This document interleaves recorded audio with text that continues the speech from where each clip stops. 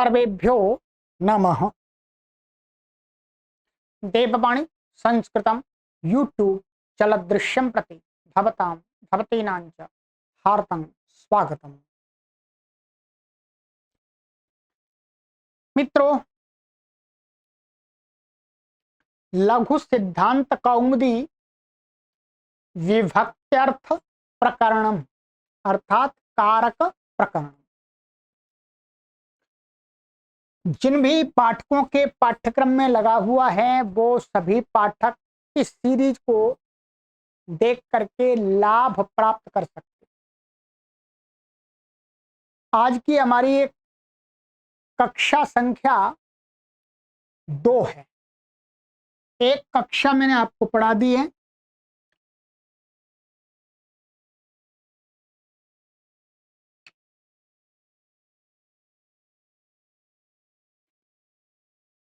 भूमिका की कक्षा थी हमारी पिछली कक्षा, जिसमें हमने इसके विषय में आपको थोड़ा सा कुछ विस्तार से बताने का प्रयास किया था। कारक प्रकरण अर्थात में क्या पढ़ाया जाएगा और क्या क्या हो सकता है, वो सारी चीजें बता दी थी। यदि आपने पीछे की कक्षा नहीं पढ़ी है तो पहले पीछे की कक्षा पढ़ लीजिएगा। प्लेलिस्ट में हमने कॉलम बना दिया है, कारक प्रकरणम, विभक्त्यर्थ प्रकरणम, लघु सिद्धांत कौमुदी, ये सारा नाम का एक बना दिया। ठीक है, तो पीछे की कक्षा को आप पढ़ लीजिएगा। ठीक है, और ये हमारा निःशुल्क अभियान है, आप अपने ये जो भी मित्रगण हैं उनको भी शेयर कर दीजिएगा, उनका भी लाभ हो जाएगा। ठीक है, चलिएगा, अब हमारा आरंभ होता है ये विभक्त्यर्थ प्रकरण लघु सिद्धांत कौमुदी के अनुसार, जो आचार्य वरदराज महाराज जी ने व्याख्या की है अपने अनुसार। मैंने पिछली कक्षा में भी बता दिया था, इसका जो सिद्धांत कौमुदी में पूरा सारा कारक प्रकरण विस्तार से पढ़ाया है। उस सीरीज को मैंने पहले पढ़ा दिया है, उसका भी प्लेलिस्ट का लिंक इसी वीडियो के डिस्क्रिप्शन में मैंने रख दिया है। यदि आप सिद्धांत कौमुदी वाला भी पढ़ना चाहते हैं तो उसको भी पढ़ सकते हैं। ठीक है, लघु सिद्धांत कौमुदी जितना इसमें दिया है उतना ही हम पढ़ाएंगे। ठीक है, चलिएगा, सबसे पहला सूत्र है इनका, ये क्रम संख्या में 1262 दिया है कि इसमें भिन्न भिन्न क्रम है। वास्तव में ये मेरे पास में ये वाली जो पुस्तक है डॉक्टर कपिल देव द्विवेदी जी की व्याख्या है, और ये मेरे पास में ये वाली पुस्तक है, ये व्याख्या है गोविंद प्रसाद आचार्य जी की। इसमें सूत्र संख्या में प्रकरण को आगे पीछे कर दिया वास्तव में, और कुछ नहीं है इसमें। यही सूत्र की संख्या दी है 868, प्राय का वो 888, 888, तो प्राय करके यही संख्या मिलती है। बाकी आपको ये जो संख्या है ये संख्या महत्वपूर्ण नहीं है, आप प्रकरण को, आपके पास में जो भी पुस्तक है उसमें प्रकरण देखिए। ठीक है, नहीं तो आप आपको कंफ्यूज हो जाए कि भाई ये तो ये संख्या लिखी है सूत्र संख्या, ये संख्या भिन्न भिन्न पुस्तकों में आगे पीछे प्रकरण कर दिए हैं, उसके अनुसार कर दिए। अब जैसे मैं बता रहा हूँ, इसमें 1200, इसमें 400 संख्या पीछे कर दी है, इसमें 400 संख्या पीछे कर दी, तो इसलिए वो नहीं हमें देखना। चलिएगा, तो ये संख्या हमारे लिए महत्वपूर्ण नहीं है। सूत्र है प्रातिपदिकार्थ लिंग परिमाण वचन मात्रे प्रथमा।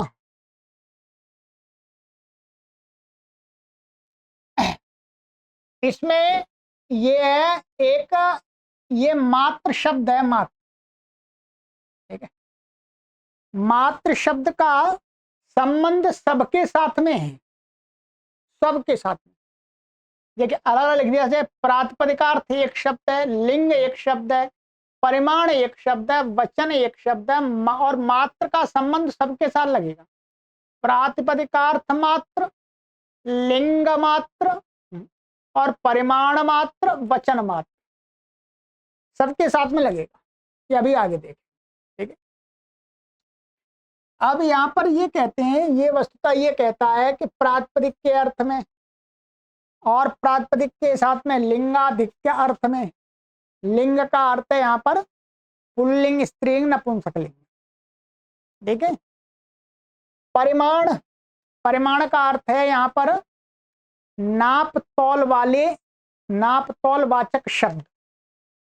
ठीक है, क्या है? नाप तौल वाले, जैसे अभी वर्तमान में देखेंगे जैसे किलो हो गया, ग्राम हो गया, है? क्विंटल हो गया, टन हो गया, ये सभी क्या है? परिमाणवाची शब्द है। वर्तमान, प्राचीन काल में जब संस्कृत भाषा प्रचलन में थी, उस समय का जो समय था, उस समय इस प्रकार के तौलवाचक शब्द दूसरे थे, तो उन्हीं के उदाहरण दिए जाएंगे, स्वाभाविक है।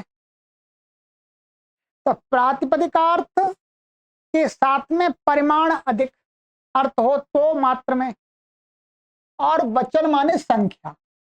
वचन का अर्थ यहाँ पर क्या है? संख्या, माने 1 2 3 4।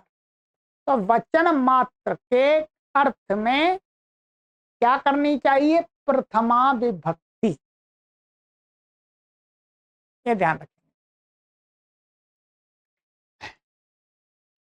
क्या कहते हैं? ये कहते हैं, अब इसको अर्थ खोलेंगे, ठीक है, कि प्रातिपदिकार्थ क्या है जी? प्रातिपदिक, प्रातिपदिक क्या है वास्तव में? अष्टाध्यायी क्या है जो व्याकरण है पाणिनि, उसमें अर्थ व धातुर प्रत्यय प्रातिपदिका, जो अर्थवान शब्द होते हैं उनकी प्रातिपदिक संज्ञा की है। इसी के साथ में क्या है? कृत तद्धित समासाश्च से भी कृत प्रत्यांत, तद्धित प्रत्यांत और समस्त पद की प्रातिपदिक संज्ञा की है। तो वही प्रातिपदिक है यहाँ पर। अब उस प्रातिपदिक का अर्थ, मीनिंग, ये थोड़ा सा समझना है। ये विशेष, यहाँ विशेष अर्थ का बोधक है। ठीक है, कहते हैं कि ये प्रातिपदिक अर्थ क्या है, लिंग क्या है, परिमाण क्या है, वचन क्या है, इसको विस्तार से समझाएंगे और उदाहरण देंगे। और ये सूत्र क्या है? प्रथमा विभक्ति को करने वाला है, ये समझ लेंगे। प्रथमा विभक्ति का अर्थ होगा सु औ जस, ये 3 प्रत्ययों को करने वाला है।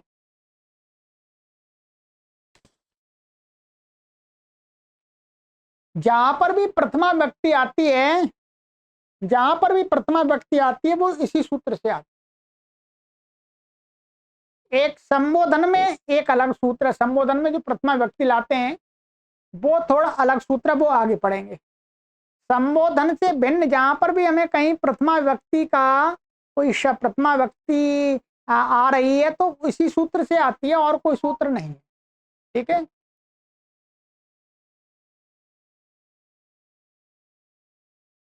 तो ये अब समझाते हैं। यहाँ पर कहते हैं कि प्रातिपदिक के अर्थ का विशेष अर्थ क्या है? नियतोपस्थित का प्रातिपदिकार्थ, अर्थात प्रातिपदिकार्थ वो होता है जिस, जो नियतोपस्थिति का, अर्थात जिस, जैसे ही हमने कोई शब्द बोला और उस शब्द का हमारे बुद्धि में जिसके साथ संबंध लगा, वही उस शब्द का अर्थ होता है। ठीक है,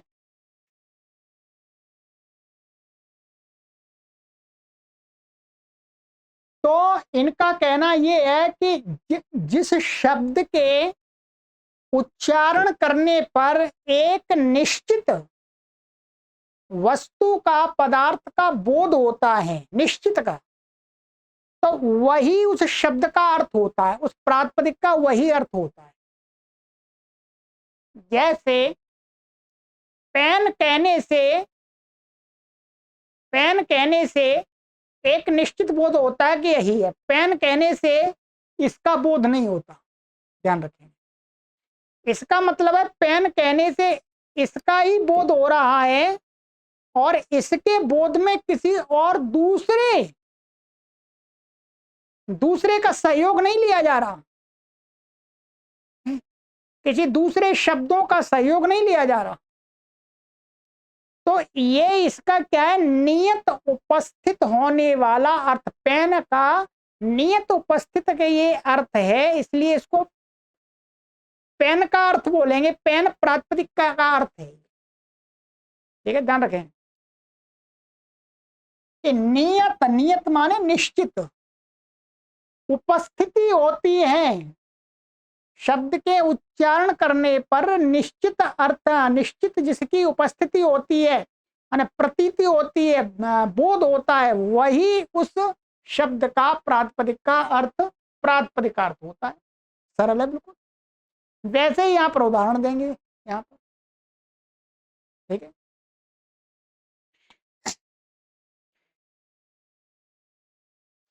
दूसरा आगे बताते हैं, मात्र शब्दस्य प्रत्येकम योग।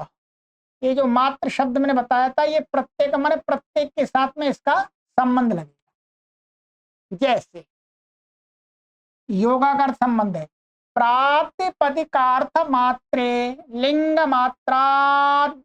मात्राद्याधिक्ये परिमाण मात्रे संख्या मात्रे च प्रथमा स्यात्।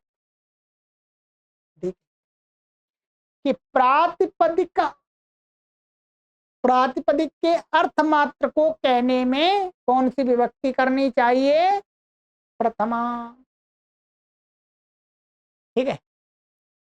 लिंग मात्रा देखिए, मान प्रातिपदिक का अर्थ तो ये मानिएगा सब में रहता है, परंतु कहीं पर प्रातिपदिक का जो अर्थ है उससे और कुछ एक लिंग, लिंग का अर्थ हो गया ऐसे शब्द जिनमें, जो शब्द तीनों लिंगों में प्रयोग होता है, ठीक है, वो लिंगाधिक्य में आएगा।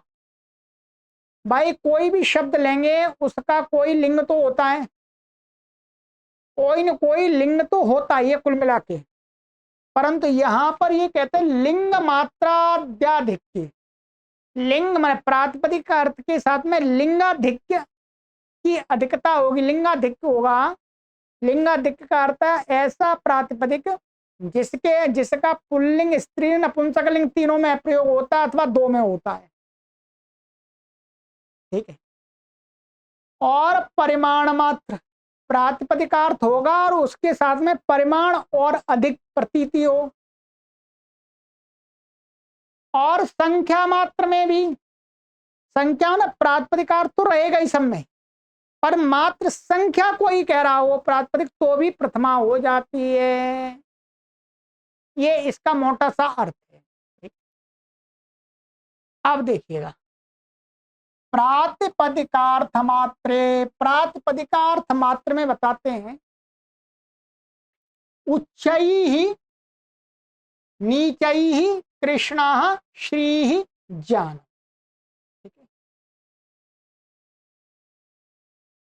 उच्चैः नीचैः ये शब्द क्या है, ये ऐसे हैं, उच्चैः नीचैः।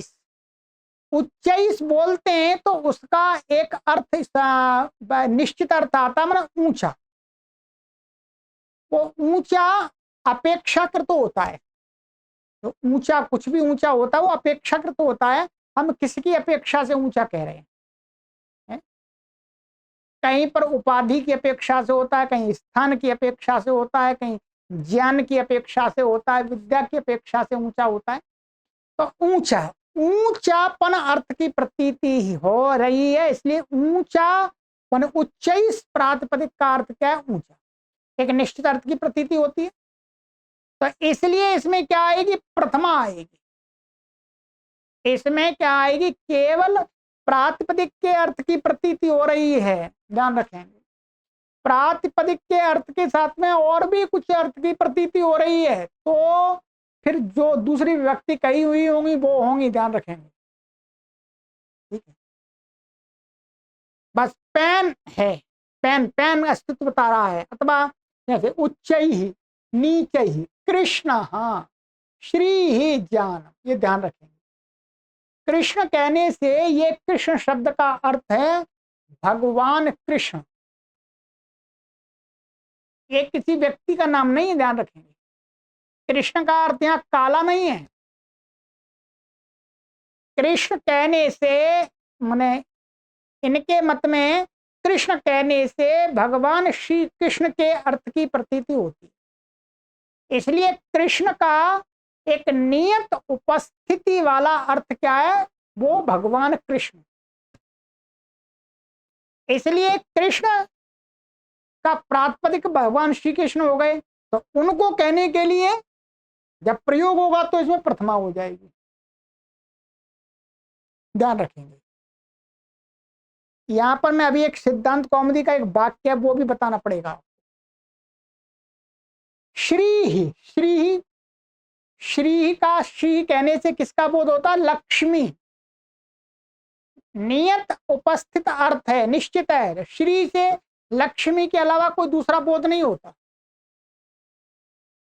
इसलिए ये क्या है, नियतोपस्थित का अर्थ है, तो श्री ये प्रातिपदिकार्थ, तो इसमें प्रथमा हो जाएगी। ठीक इसी प्रकार से ज्ञानम, ज्ञानम माने ज्ञान, ज्ञान कहने से ज्ञान अर्थ का प्रतीति हो जाती है। ज्ञान से ऐसा नहीं है ज्ञान से घर की प्रतीति होने लगे, ज्ञान से पुस्तकों की प्रतीति होने लगे, ज्ञान से पेन की प्रतीति, ज्ञान शब्द का प्रयोग करते हैं। ज्ञान शब्द का जैसे ही प्रयोग करते हैं तो बुद्धि में क्या संस्कार बनता है, ज्ञान माने विद्या। इसलिए ये जो शब्द है नियत वो अर्थ वाले, निश्चित अर्थ, इनका एक निश्चित अर्थ है।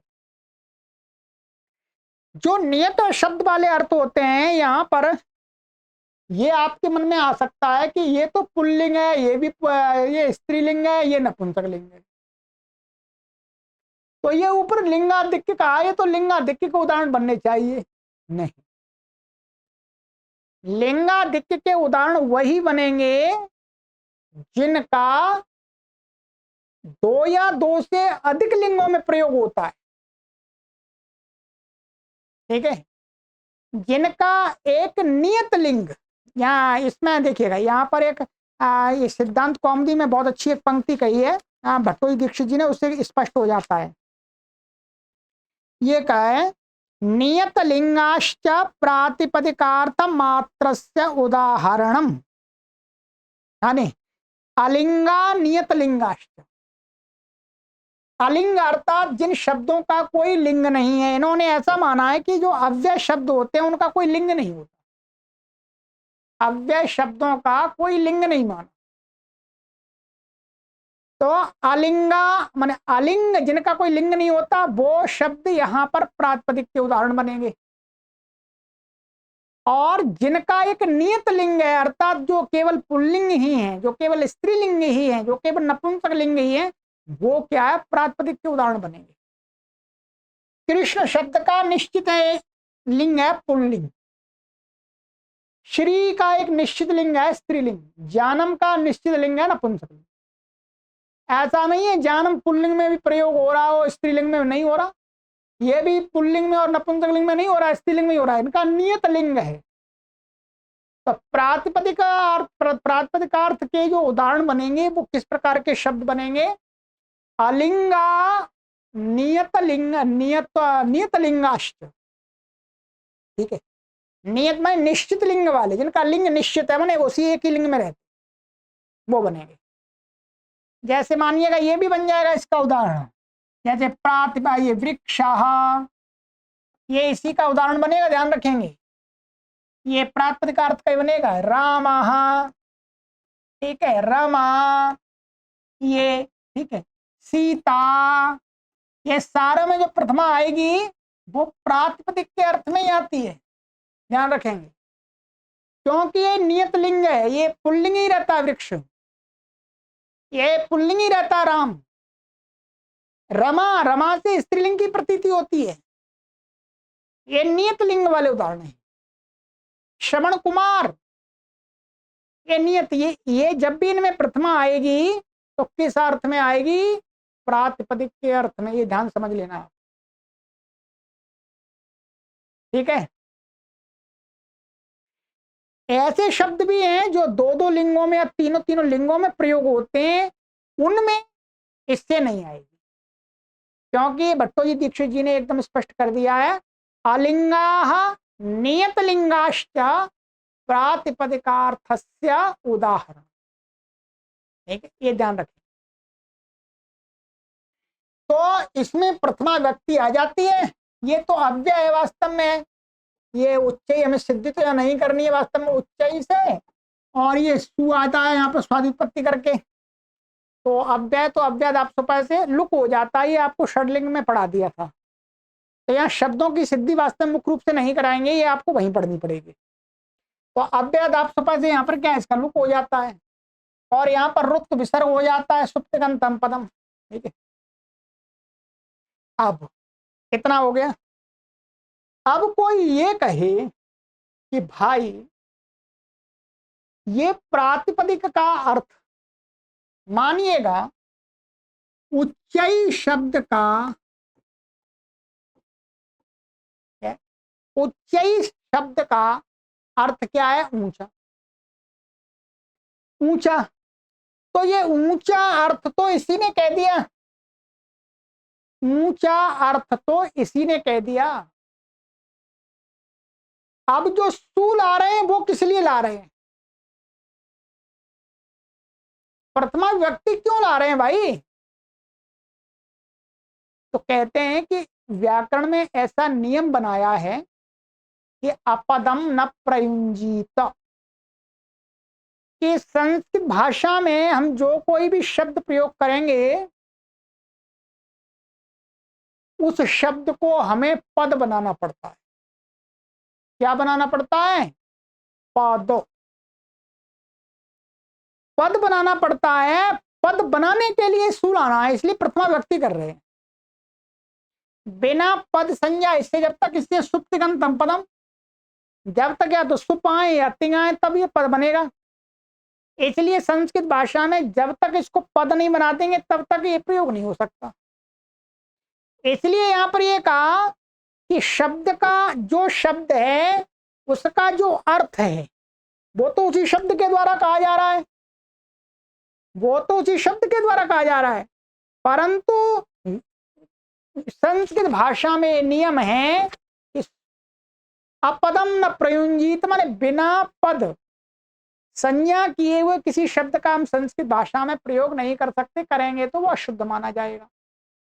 तो अब यहाँ पर कौन सी विभक्ति आए, तो कहते हो प्रातिपदिक का अर्थ मात्र कहना हो तो उसमें प्रथमा ले आओ सुप्तिगंतम पदम बनाने के लिए। अब ये पद बन गया, स्वादि उत्पत्ति कर ली, उसका लुक हो गया, ठीक है। ऐसे ही नीचा से नीचा ही बन जाएगा, इस बात को समझ लीजिएगा, ठीक है। तो भाई है तो ज्यादा इसका विस्तार वो आप बोल रहे हो, सिद्धांत कौमुदी में समझ में आता है। ऐसी प्रकार से ये हो गया हमारा कृष्णा श्री जानम आदि। तो अब आपको ये बात समझ लेनी है कि प्रातिपदिकार्थ मात्र के प्रथमा व्यक्ति के उदाहरण कौन से शब्द बनेंगे। एक बनेंगे जो जिनका लिंग नहीं होता अर्थात अव्यय शब्द, और दूसरे जो निश्चित लिंग वाले, जो पुल्लिंग में मात्र होते हैं प्रयोग अथवा स्त्रीलिंग में मात्र प्रयोग होते हैं, नपुंसक लिंग में, वो शब्द इसके उदाहरण बने, ठीक है। चलिएगा अब बताते हैं लिंग मात्रे। लिंग मात्र माने लिंगाधिक्य, मैंने आपको बताया लिंगाधिक्य का अर्थ है ऐसा शब्द जिसमें दो या दो से अधिक में तीन लिंग, तीनों लिंगों में जिसका प्रयोग होता है, उसमें प्रातिपदिकार्थ तो रहेगा ही, प्रातिपदिकार्थ रहेगा, परंतु प्रातिपदिक, अच्छा प्रातिपदिक रहेगा और लिंग तो इनमें भी रह रहा था, परंतु इनमें क्या हो रहा था, इनमें एक निश्चित लिंग हो रहा था, क्योंकि कोई प्राय करके अव्ययों को छोड़ करके, वैसे तो लिंगानुशासनम में अव्ययों का भी लिंग माना है, ठीक है। कोई भी शब्द केवल और केवल लिंग को नहीं कहता, प्रातिपदिक के अर्थ के साथ लिंग को कहता है, माने प्रातिपदिकार्थ विशिष्ट लिंग को कहता है, या लिंग विशिष्ट प्रातिपदिकार्थ को कहता है, ऐसा कह सकते हैं। तो यहां पर लिंग मात्रे का अर्थ है ऐसे शब्द जो अनियत लिंग है। अनियत माने कभी स्त्रीलिंग में प्रयोग होते हैं, कभी नपुंसकलिंग में प्रयोग होते हैं, कहीं पुल्लिंग में प्रयोग होते हैं। उन शब्दों में जो प्रातिपदिकार्थ से लिंग का अर्थ अधिक होता है, तो प्रातिपदिकार्थ से प्राप्ति नहीं थी, तो इसलिए उनमें भी प्रथमा कर देते हैं, प्रथमा प्राप्त होती है। जैसे तटाह, तटी, तटम, ठीक है, ये तट शब्द है, मानिएगा क्या है, तट। तट शब्द है, इसका प्रातिपदिकार्थ क्या है, इसका प्रातिपदिकार्थ होगा नदी का किनारा, नदी का किनारा। अब यहां पर हमको क्या है, ये शब्द तीनों लिंगों में प्रयोग होता है। क्या है, हमको तीनों लिंगों में प्रयोग हो रहा है। यदि ये एक लिंग में प्रयुक्त होता तो प्रातिपदिकार्थ से हो जाती इसमें प्रथमा। अब जैसे ही हम प्रातिपदिकार्थ को देखते हैं, उसके साथ में फिर इसमें ये सोचना पड़ता है कि अब इसमें स्त्रीलिंग में प्रयोग करना है या नपुंसकलिंग में प्रयोग करना है या पुल्लिंग में प्रयोग करना है, ये अधिक सोचना पड़ता है। ध्यान रखें, इन शब्दों में ये नहीं सोचना पड़ता, इसमें तो सीधा कृष्ण अर्थात इसको प्रातिपदिकार्थ ये पुल्लिंग में ही प्रयोग होता है, इसको ये सोचना ही नहीं होता इसमें कि पुल्लिंग में प्रयोग होता है, स्त्रीलिंग में प्रयोग होता है। ध्यान रखेंगे। अब आप ये मत कहना कि कृष्णा किसी लड़की का नाम है तो ये तो स्त्रीलिंग में हो गया, नहीं भाई, वो लड़की वाला ये कृष्णा शब्द नहीं है, ये कृष्ण शब्द हमने बोल लिया है जो भगवान श्री कृष्ण को कहता है। भगवान श्री कृष्ण को कहने वाला जो कृष्ण शब्द है वो मात्र और मात्र पुल्लिंग में ही प्रयोग होता है। हाँ, नहीं तो आपके मन में आ सकता है कृष्णा भी इसका बनता है, नहीं, कृष्णा वो अलग आएगा फिर, ठीक है। जब वो हम एक कृष्णा माने जो कृष्णा कृष्णा वो वाला लेंगे, वो फिर इसका उदाहरण बनेगा, वो इसका उदाहरण बनेगा। यदि कृष्ण किसी व्यक्ति का नाम को हम कहेंगे तो फिर वो लिंगाधिक्य का उदाहरण बनेगा, क्योंकि उसका स्त्रीलिंग में कृष्णा बनता है। ये बात आप समझ लीजिएगा, ठीक है। नियत लिंग वाले शब्दों को इसमें लेना है, अनियत लिंग वाले इसमें आ जाएंगे। तो इसलिए प्रातिपदिक से अर्थ प्रातिपदिकार्थ से अधिक इसमें लिंग का अर्थ इसलिए आता है कि हमें सोचना पड़ता है कि इसको पुल्लिंग में प्रयोग करना है, नपुंसकलिंग में करना है, स्त्रीलिंग में करना है। इसलिए प्रातिपदिकार्थ मात्र में प्राप्ति नहीं थी, इसलिए कहा लिंग अधिक हो तो भी उसमें आप प्रथमा कर सकते हैं। तो यहाँ प्रथमा हो गई है तटा, और स्त्रीलिंग में तटी। यहाँ पर तो क्या है, ये तो स्वादि सु को ऋतु सर्ग आदि हो जाएगा। तटी यहाँ पर हलग्यादि लोप हो जाता है, हलग्याम बुद्धिगा सुति से प्रक्तम हल सु आएगा। तटम यहाँ पर क्या हो जाता है, अतोम सु को अम हो जाता, अमी पूर्वा से पूर्व हो तटम बन जाता है। ये बात समझ लीजिएगा। अभी गहराई में तो और जाना था परंतु जाएंगे नहीं, फिर आपको समझ में नहीं आएगा। आप अभी इतना समझ लेंगे, फिर आप सिद्धांत कौमुदी में पढ़ेंगे तो आपको और समझ में आएगा, ठीक है। अभी और भी विस्तार है, परंतु इतना विस्तार आप अभी समझ लीजिए।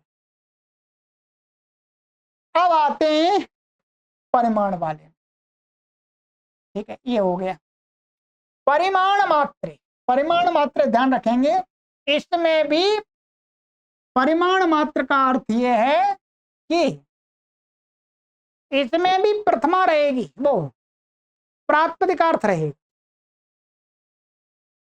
परंतु परिमाण अधिक का बोध होगा, इसको समझ लीजिएगा। इसका उदाहरण दिया द्रोणो व्रीहि। आप देख रहे हैं क्या ना, क्या उदाहरण दिया है, द्रोणो व्रीहि। यही दिया है, ये है द्रोण शब्द। ठीक है, जैसे आज के समय में किलो आदि जो तौलवाचक शब्द हैं, प्राचीन काल में द्रोण, निष्क आदि इस प्रकार के प्रयोग थे। आढ़ी आदि है, आढ़क आदि, आढ़क आदि, कंस, ये तौल के वाचक। इस द्रोणो व्रीहि का अर्थ आप क्या लेंगे बताइए? व्रीहि का अर्थ होता है चावल। क्या क्या अर्थ होता है? चावल। इसका पूरा अर्थ क्या लगेगा द्रोणो व्रीहि? यदि आप थोड़ा सा विचार करके बोलेंगे तो आपको सही समझ में आएगा। द्रोणो व्रीहि का अर्थ है द्रोण भर चावल। द्रोण एक परिमाण है, उतना चावल, ये अर्थ है इसको। जैसे हम हिंदी में अभी वर्तमान में हम कहें किलो चावल, माने किलो भर चावल, या ऐसे कहेंगे हम 2 किलो चावल। क्या 2 किलो चावल? 2 किलो चावल में ये किलो शब्द अब किसको कह रहा है भाई? किलो तो 1 किलो शब्द होता है जब जो बाट होता है, बाट, बाट को बोलते हैं ये 1 किलो है। क्या बोलते हैं? 1 किलो है भाई। वास्तव में बाट को ही तो बोलते हैं किलो। अब तो बाट खत्म हो रहा है, अब तो वैसे इलेक्ट्रॉनिक बैलेंस आ गए, तराजू आ गए हैं। ठीक है, कोई बात नहीं, वो बात वही है। तो क्या है किलो? किलो का वास्तविक अर्थ क्या होता है? जो बाट। अब यहां पर क्या बाट अर्थ में प्रयोग हो रहा है? नहीं, यहां इसका अर्थ बदल गया। क्या बदल गया? यहां किलो शब्द कह रहा है कि किलो बाट के भार के बराबर वाले चावल। ये चावल को कह रहा है, ध्यान रखेंगे। ये तो समझ सकते हैं भाई। 1 किलो शब्द बोले, 1 किलो का बाट, बाट को किलो कहते हैं तो वो किलो शब्द का अर्थ बाट होता है। जब किलो चावल बोलेंगे तो उस बाट के भार के बराबर चावल, उनको किलो चावल बोलेंगे। ठीक है, वैसे ही यहां पर है द्रोणो व्रीहि। द्रोणो व्रीहि में क्या है? द्रोण शब्द है ये द्रोण शब्द। इस प्रातिपदिक का अर्थ माने द्रोण प्रातिपदिक का अर्थ क्या है? द्रोण का हम प्रातिपदिक अर्थ मानेंगे। द्रोण कहने से हमारे मन में क्या था? द्रोण के साथ में हम कोई शब्द प्रयोग नहीं कर रहे, द्रोण कह रहे हैं। तो द्रोण कहने से हमारे मन में जाता है, अभी आपके मन में नहीं जाएगा। यदि आपने इतिहास पढ़ लिया है, प्राचीन इतिहास, तो उसमें जो माप बताई है द्रोण इतने को कहते हैं। तो द्रोण माने एक परिमाण विशेष, एक तौल विशेष को कहते हैं द्रोण। ये द्रोण शब्द का मुख्य अर्थ है निश्चित अर्थ। ध्यान रखेंगे, चावल निश्चित अर्थ नहीं है। चावल तो क्या है? कभी तो कभी चावल को कहेगा, कभी दाल को, दाल के साथ लगेगा दाल को कहेगा, गेहूं के साथ लगेगा गेहूं को कहेगा। वो निश्चित अर्थ नहीं है। इसका निश्चित अर्थ है द्रोण का एक, मानिएगा ये इतना बड़ा मैं परिमाण बना देता हूं, ये इतने भर को द्रोण नाम कहते। ठीक है, ये द्रोण का प्रातिपदिकार्थ है।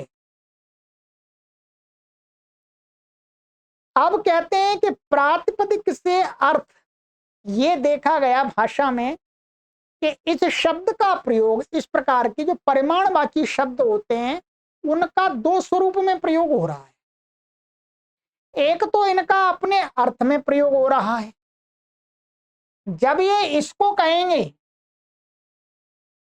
एक उस परिमाण को कहेंगे, तो इनका ये अपना अर्थ होगा। इसके साथ जब उस परिमाण, ध्यान रखेंगे, उस परिमाण से अधिक दूसरा परिमाण उतना का अर्थ को कहेंगे, माने द्रोण का अपना जो अर्थ है उतने ही परिमाण की कोई दूसरी वस्तु है, जब उसके लिए प्रयोग होगा तब उसमें परिमाण अर्थ एक और आ जाएगा, ये ध्यान दें। इस द्रोण शब्द के अंदर दो परिमाण हैं, दो परिमाण अर्थ हैं। एक परिमाण अर्थ को कहने के लिए तो इसी से काम हो जाता है, इस बात को समझ लेंगे आप।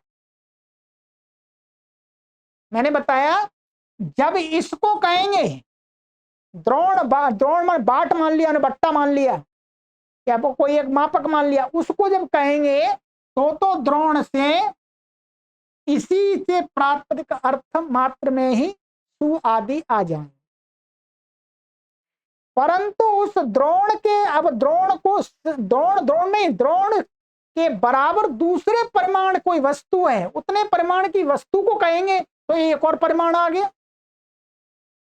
वो प्रातिपदिक से, प्रातिपदिक अर्थ से और दूसरा एक और अर्थ अधिक आ गया परिमाण। उसको कहने के लिए कहते हैं, उसको कहने के लिए भी प्रथमा आती है। आप समझ लीजिएगा। अब ये द्रोण शब्द है, इसका प्रातिपदिक अर्थ ये है, परंतु अब ये ब्रीही, एक द्रोण भर जो चावल हैं उसको कहना है कि ये द्रोणो व्रीहि। तो अब जो द्रोण हम इसके साथ में प्रयोग करेंगे उसमें क्या है, जो व्रीहि का परिमाण, वो व्रीहि भर जो द्रोण है वो एक परिमाण और आ रहा है। तो अब जो दूसरा परिमाण वो किससे कहा जाएगा, कहते हैं उस परिमाण को भी कहने के लिए सु ही आता, सु ही आता है, ध्यान रखें। तो अब यहां पर क्या है, यहां सु आ जाएगा इसमें, तो ये बन जाएगा। अब आपको फिर समझा देता हूं। ये द्रोण शब्द है, ये वाला द्रोण का, इसमें जो सु आया है, इस सु का अर्थ वास्तव में ब्रीहि, द्रोण भर ब्रीहि अर्थ है इसका। ये सु, इसका अर्थ जो द्रोणो ब्रीहि, ये द्रोण किसको कह रहा है, द्रोण भर चावल को कह रहा है, बाट को नहीं कह रहा, ये बाट को नहीं कह रहा। इसलिए इसमें एक और परिमाण है। अब ये क्या है, ये शब्द के अंदर दो परिमाण हो गए, एक तो परिमाण उसका अपना ही था, एक अब चावल भर परिमाण एक और अर्थ आ गया। उस चावल भर परिमाण को कहने के लिए इसमें क्या आ गया, सु आ गया।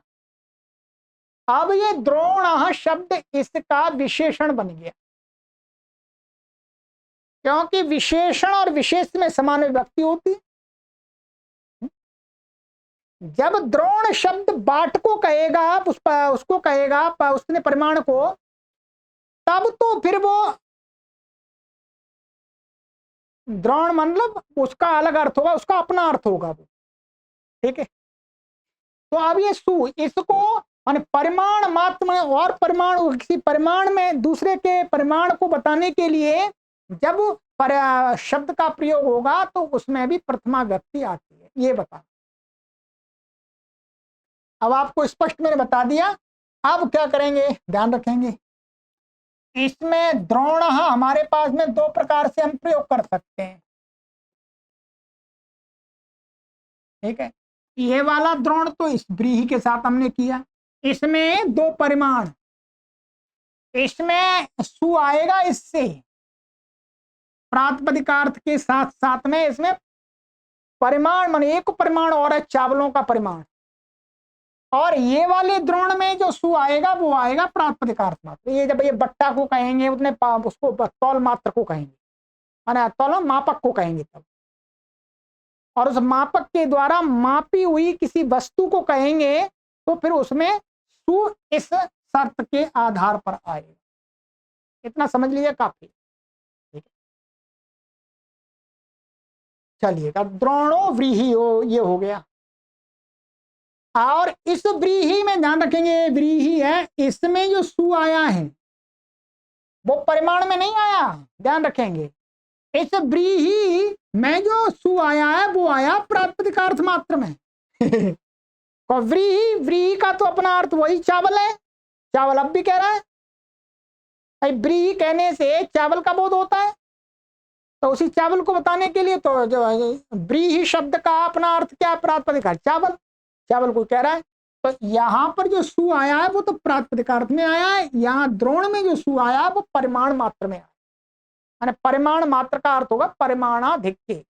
परिमाणवाची शब्दों से और परिमाण उनमें अधिक हो, दो परिमाण कह सकते, तब भी प्रथमा ही होती। अब आइएगा आगे, वचनम संख्या। इसमें यहां पर वचन पड़ा हुआ है, वचन का अर्थ क्या दिया यहां पर, संख्या, संख्या काउंटिंग, वचन संख्या। तो कहते हैं संख्या मात्र में भी, संख्या को कहना हो तो मात्र उसमें भी प्रथमा हो जाए। इसमें भी वस्तुता क्या थी, इसमें भी हमें क्या करना था, जैसे ये एक शब्द है, एक शब्द, अभी इसे सु नहीं आया, एक शब्द का अर्थ क्या है, एक, एक अर्थ है। दो, द्विशब्द का अर्थ क्या है, दो। बहु शब्द का अर्थ क्या है, बहुत, बहु शब्द का ही अर्थ है। तो वही बात आई कि भाई ये एक, एक माने एक को तो एक शब्द नहीं कह दिया, एक को तो एक शब्द नहीं कह दिया, फिर अब सु किस अर्थ में ला रहे। तो ये इनका कहना है कि भाई वो नियम वही है, अपदम न प्रयुंजित, बिना पद संज्ञा किए वो संस्कृत में प्रयोग नहीं होगा। इस एक शब्द का अर्थ एक है, उसी एक के ही अर्थ को कहने के लिए, पद संज्ञा करने के लिए, इसमें भी और संख्या मात्र को कहने के लिए भी क्या हो जाता है, प्रथमा व्यक्ति हो जाती है। या एक का अर्थ वास्तव में एकत्व क्या है, एक, जब हम ऐसा कहेंगे एक पेन, एक पुस्तक, ध्यान रखेंगे, तब इसका अलग प्रयोग बनेगा, प्रयोग बने तब अलग प्रकार से हम, यहां पर तो संख्या मात्र 1 2 3 4 5 6 7 8, किसी वस्तुओं के साथ में उसका संबंध ना लगा करके मात्र केवल काउंटिंग करने, काउंटिंग के लिए प्रयोग करें, काउंटिंग के लिए, तब इस एक शब्द का तो एकत्व अर्थ होता है, द्वि का द्वित्व अर्थ होता है। तो वो अर्थ तो इन्हीं शब्दों से कह दिया। तो इससे जो कहा कि इसमें प्राप्त नहीं था, कि ये नियम है वास्तव में कि उक्तार्थानाम अप्रयोग, ठीक है, कि भाई जो जिस शब्द से जो अर्थ कह दिया, अब उसी अर्थ को कहने के लिए कोई दूसरा उसमें हम प्रत्यय आदि नहीं जोड़ सकते, ठीक है। तो इसलिए यहां पर इन्होंने ये कहा कि संख्या मात्र में, अर्थात संख्या मात्र आपको माने संख्या मात्र आपको कहनी हो तो उसमें भी आप प्रथमा कर दो, इसलिए इसलिए अंततः माना इसकी पद संज्ञा हो जाए, बस पद संज्ञा करना प्रयोजन है, तो बिना पद संज्ञा किए उसका प्रयोग नहीं होगा। तो इसलिए यहाँ पर एक, यहाँ सु आ जाएगा, यहाँ दो है तो औ आ जाएगा आदि नामा लग के, और प्रथम पुरुष वर्णा नादीची वृद्धरेची लग करके दो बन जाएगा, ठीक है। और फिर बहवा बहु शब्द से जुसी से गुण होकर के ह्रस्वस्त गुण से गुण होकर के वो बन जाए। तो यहाँ पर सिद्धि तो हमें नहीं करनी है, बस ये है कि यहाँ पर जस आया है, यहाँ पर औ आया, यहाँ पर सु आया, ठीक है। यहाँ पर आप सिद्धि तो आपको षडलिंग में कराइए, वहां पर आपको देखनी पड़ेगी, ठीक है।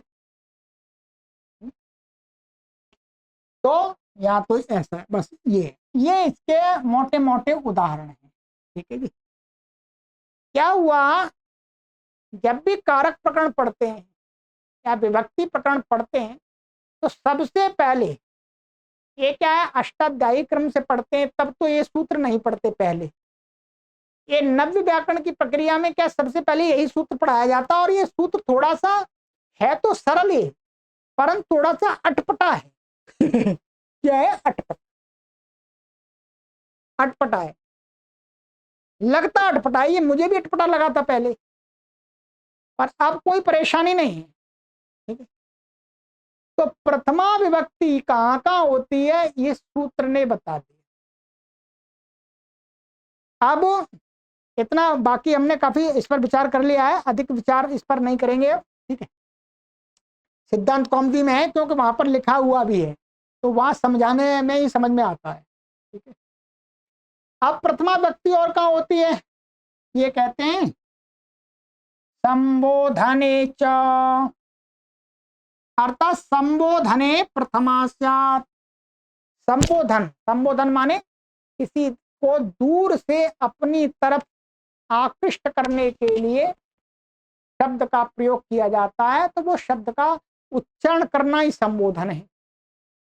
तो उस उच्चारण में जो शब्द का प्रयोग करेंगे तो उसमें भी प्रथमा हो जाती है। ठीक है, क्या उसमें भी प्रथमा हो जाती है।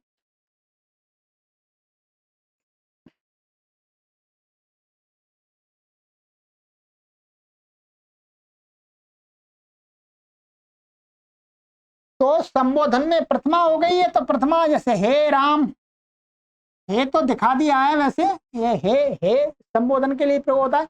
वैसे तो इसका मुख्य उदाहरण तो इसका ये बनेगा राम, ये राम आ गया, सु आ गया, इसका क्या हो जाता है, एंग ह्रस्वात संबुद्धे से लोप हो जाता है इसका संबोधन में, सु का।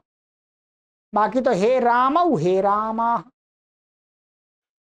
ये दिखाते हैं, हे यहां लगाने की जरूरत नहीं।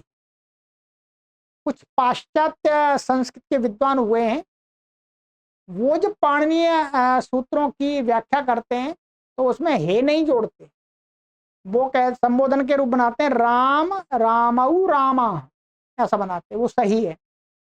हे तो यहाँ पर हम सरलता से दिखाने के लिए हमें आइडिया लग जाए कि ये संबोधन का इसलिए है। ठीक है, तो संबोधन में भी क्या होती है, प्रथमा विभक्ति।